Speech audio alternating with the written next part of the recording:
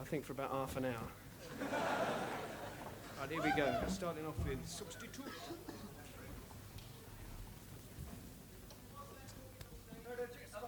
Put them cigarettes out.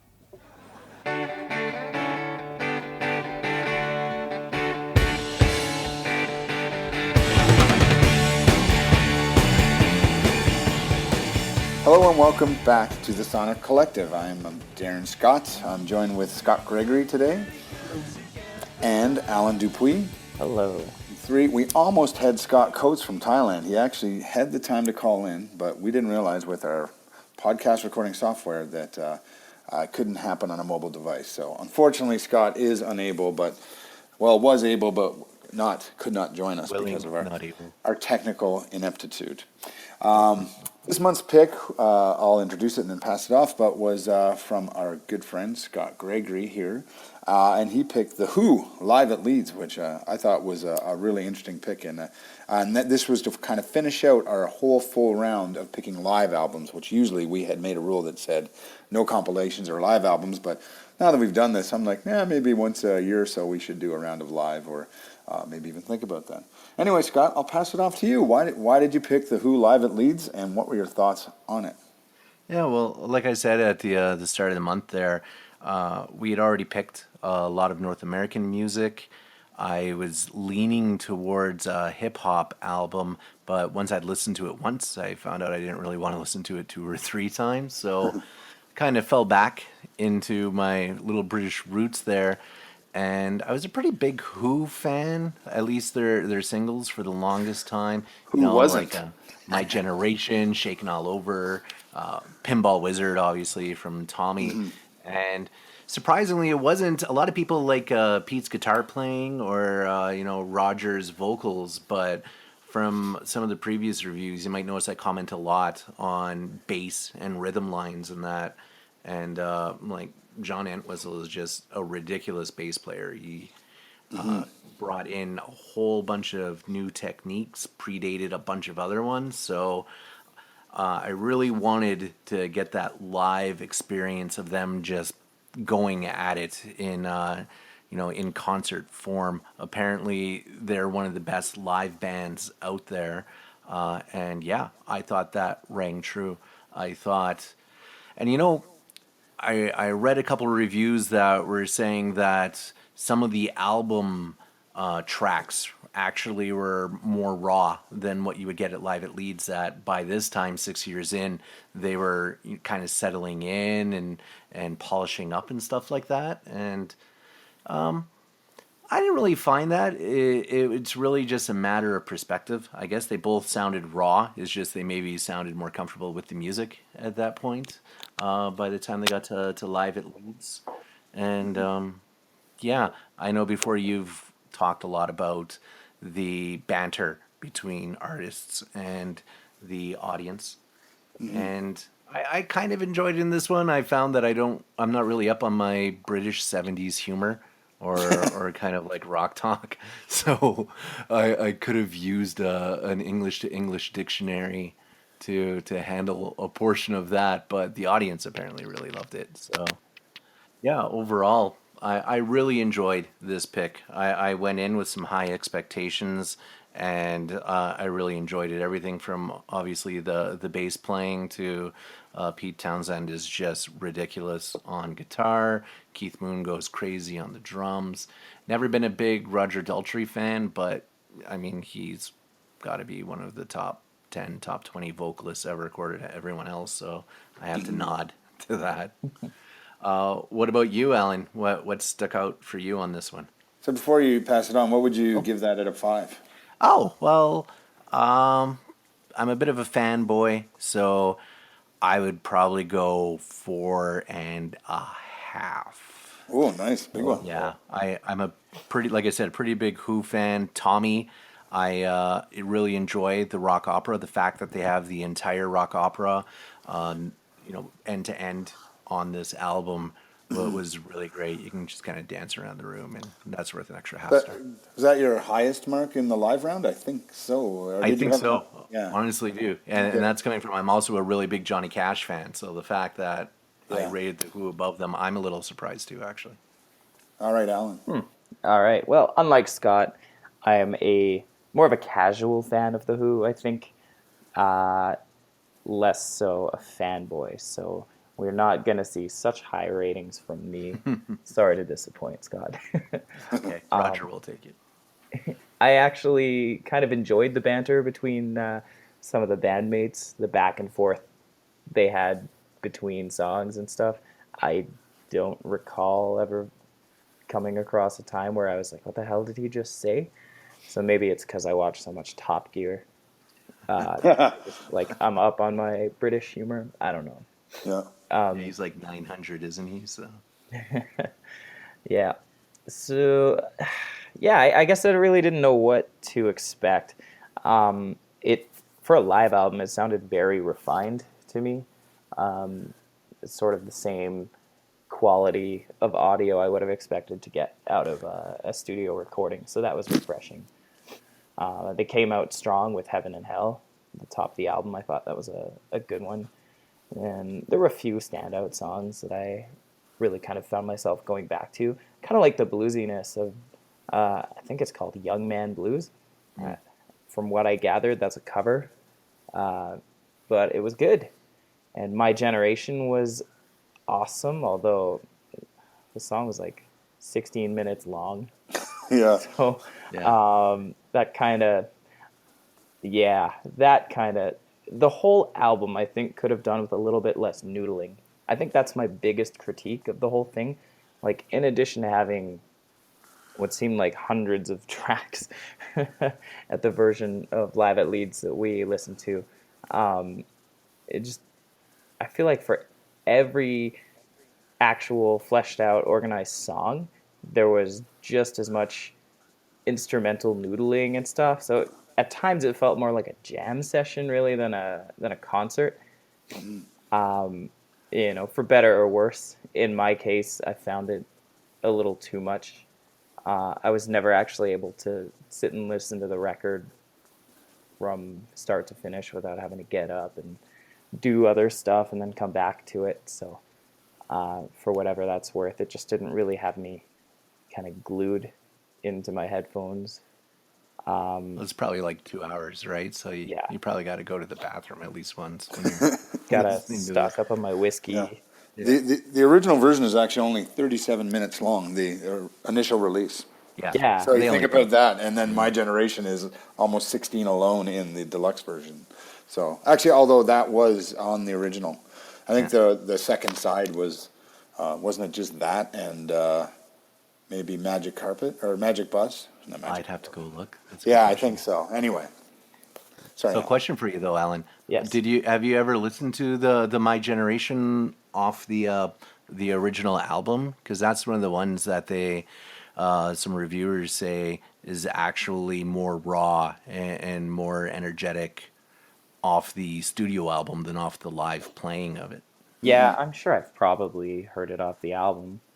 That's kind of a classic one. So Yeah, that was their first. That was their first big song. The album was called My Generation too. yeah, it Money, seemed like money. Roger stuttered a whole lot more on the live version than on the album. He's I don't know. selling it. Yeah, he was just really selling it. Yeah. There were only a couple of tracks actually. Fade away. Fade away. Yeah. There were only a couple of tracks I really didn't like. Happy Jack was one of them, and Magic Bus was another one. Didn't really enjoy those two, but otherwise, like the whole album, it was good. It was cohesive. A lot of the songs just kind of flowed in and out from one to the other. Anytime they didn't have, any excessive banter. So the whole thing felt cohesive. It was good. Maybe a little bit too long. Yeah, but I think I would probably rate it a 3.5 out of 5. It's a solid band. Solid band. I don't know. It's just too much of the Who for me at one time. I think. We could pare it back maybe to like the top 12 tracks, and then I'd be happier. I don't know. Fair enough. No, fair enough. Yeah, I'll chime in here. Actually, Alan, I'm going to agree with you on several of the points. And I want to say, too, I'm actually a big Who fan. I always liked The Who. But I can't say I'd actually really listened to any of their live stuff. They only did a couple. This was their first one because they had done 3 albums, and then they did Tommy, and then it was this. So it's funny when you're saying there was some kind of long-winded instrumentals. It was due to the fact they actually didn't really have that much material. And back then, there wasn't a lot of tracks on the album, so they're like, well, we only have about 25 songs, so what are we going to play? And obviously, they had to pick the good ones. But I'm a fan, but I got to say, after this, even still, I think I like the original recordings necessarily better than the live one. I felt bad. I watched some videos as well, and then a lot of people are saying this is like the greatest live album of all time. And I'm like, I kind of struggle with that, to be honest. And I think, although for me, a lot of it came to just my personal taste. As you know, we reviewed Meatloaf of Bat Out of Hell, another one of your picks, Scott. Or no, was that yours? No, that was Greg. It could have but I was super excited about it. Yeah, anyway, That it was could have Greg. been Sorry, one. my mistake. But as you know, I wasn't the biggest fan of kind of the rock opera that was Meatloaf, and the same kind of plays in this. And I got to say, it'll be sacrilege to say this, but I've never got into Tommy like beginning to end before. It was neat to listen to it all together. Pinball Wizard, though, I love that song. I could just play that back to back, and that would be enough Tommy for me. But just personally, I've never been into that kind of big production opera, and the same thing with My Generation.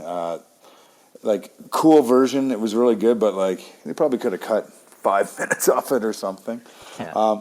And at first I didn't quite even understand where it was. I'm like, why is it so quiet there? Are they playing to 5 people? But when you look into it, it was just at a university, and I saw a picture of the room. It actually was indeed quite small. I think only a few hundred people really fit into this room, so that's why it didn't sound big. And they did it the next night. I think it was back-to-back nights at another university, Hull. Yeah. And apparently, and I saw an interview with Dahlstrom, he actually said that version that night was better, and the room was better, and it sounded better, but there was technical difficulties, and the bass wasn't recorded all the way through, so obviously you kind of need the bass.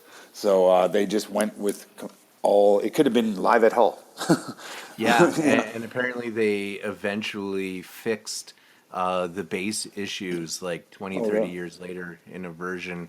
But in the original liner of the album, they have notes from Pete Townsend specifically telling the engineers not to try to fix the bass to include it in the album. So yeah, and for the dialogue as well, I found it kind of just slowed things down. I'm more upbeat. I just want to rock all the time, and I was just like, oh wow, that song kind of got me up a bit. Now let's listen to them talk for 5 minutes. I thought. And again, we're listening to the deluxe version. Keep that in mind, anybody listening to this, that I'm sure in other versions that is pared down. And I also found it, I don't know about you guys, I found it hard to hear, especially it was Keith Moon in the back. He kept chiming in with little tidbits or jokes, but I actually found it kind of hard to hear him, and not necessarily the accent, just it was like the levels weren't right on his mic or something for some of it. And I just found it slowed it down a bit to me. I guess the highs for me, I've always liked Substitute. I like that song. My Generation, even though it was too long. And I actually like Magic Bus as well, but again, a little bit too long. The lows were, stop talking already and just play.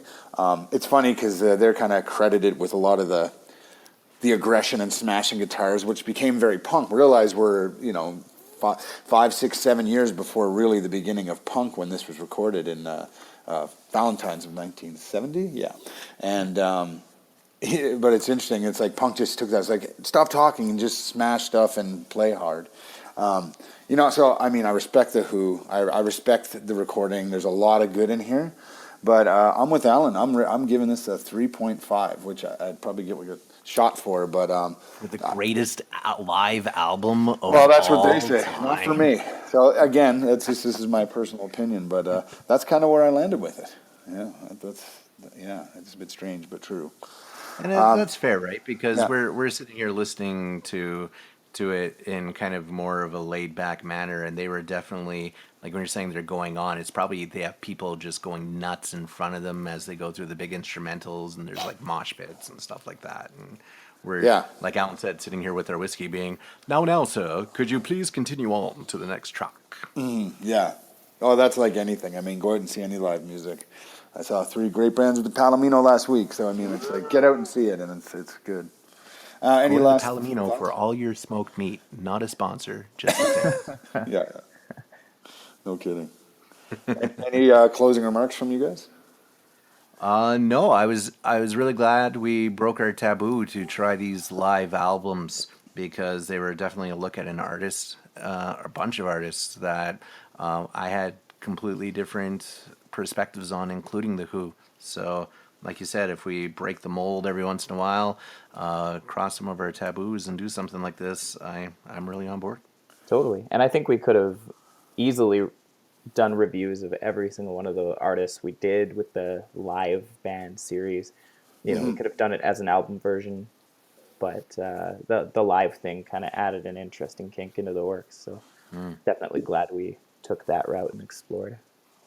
Yeah, Yeah. exactly. And I mean, yeah, the Who, amazing musicians, and you mentioned that earlier too. Like, no disrespect to who they are. So, that's it for the three of us. But Scott Coates, who, like we said, couldn't join the call due to technical difficulties, but we will add his audio right after this. So please stay and listen. It will start as soon as I shut up. But from here, it is Darren Scott, Scott Gregory, and Alan Dupuis. We're signing off, and I get to pick for next month, and we're back to our regular stream, and I do have a pick ready. So stay tuned to the website, and we're signing off for thesoniccollective.com. Hi, this is Scott Coates of the Sonic Collective. This is my solo review of The Who live at Leeds. I'm in Bangkok, Thailand, and with the time change with the rest of the guys who are in Calgary, Canada, it's often pretty much impossible for us to connect to all record together, so I have to do this all by my lonesome. But this was a fun month. I've listened to a few Who albums in their entirety, Quadrophenia and Tommy, and enjoyed them. But you know what? Listening to this live album was a bit of a treat. One of the first things that stuck out, which was similar to the Sinatra album a couple months ago, was the sound quality. And I was born in 73. This album was recorded in 1970.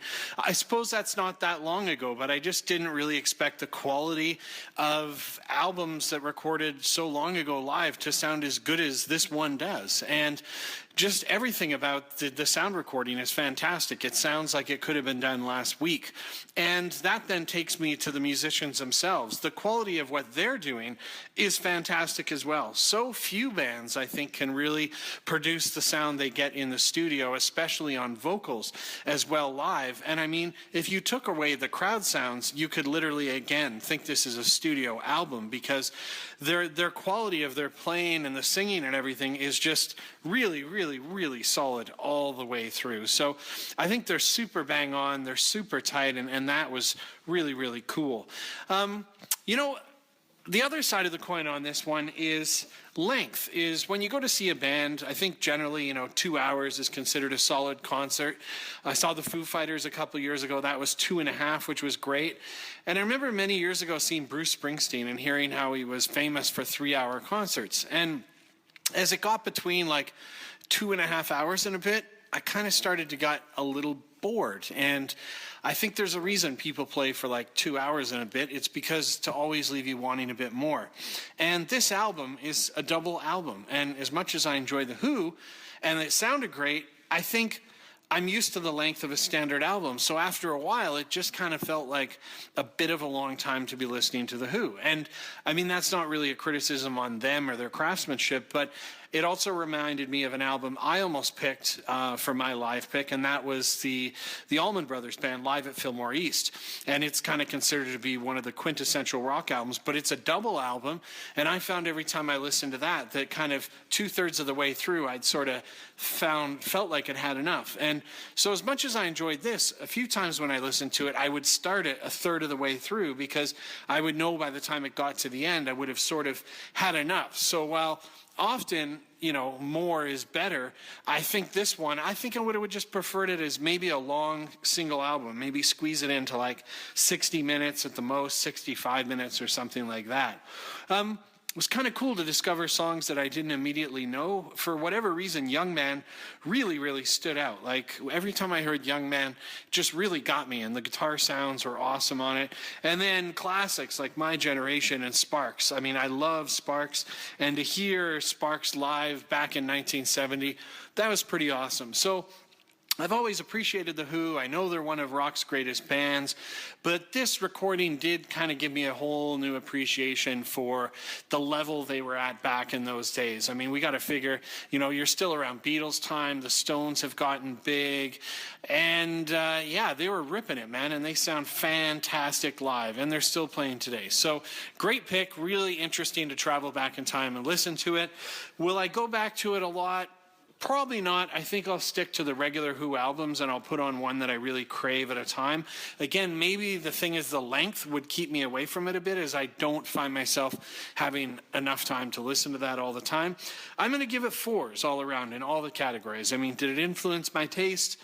Not really. I knew The Who, but you know what? I'll probably listen to more Who. I would recommend it to others. I enjoyed it a pretty good deal. Solid recording all around. And again, I think really for me, the quality of the sound was just fantastic. So great pick. Thanks for listening, and I look forward to our next one.